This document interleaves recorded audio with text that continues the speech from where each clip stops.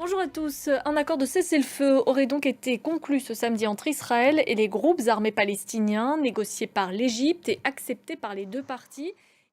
Gwendoline Debono en direct de Jérusalem, merci beaucoup. C'était la dernière ligne droite ce samedi avant l'ouverture des bureaux de vote en Turquie. Le président sortant et candidat à sa réélection, Recep Tayyip Erdogan, a achevé sa journée de meeting avec une prière dans la mosquée Sainte-Sophie à Istanbul. Autre scrutin prévu ce dimanche, les élections législatives en Thaïlande. 52 millions d'électeurs sont attendus aux urnes. Un moment historique pour le pays qui va peut-être connaître un retour à la démocratie. Car depuis mai 2014, la Thaïlande est dirigée par un ancien général putschiste. Mais la jeunesse semble bien déterminée à se débarrasser des militaires au pouvoir.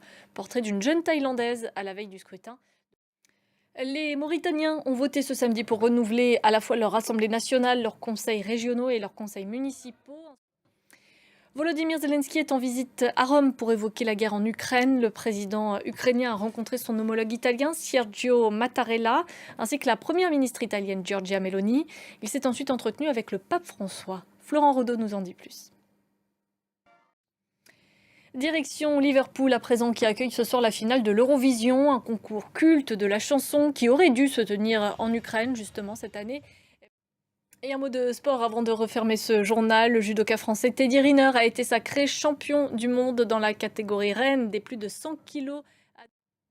Et pour plus d'informations, vous pouvez consulter notre site internet en français, en anglais, en arabe et en espagnol.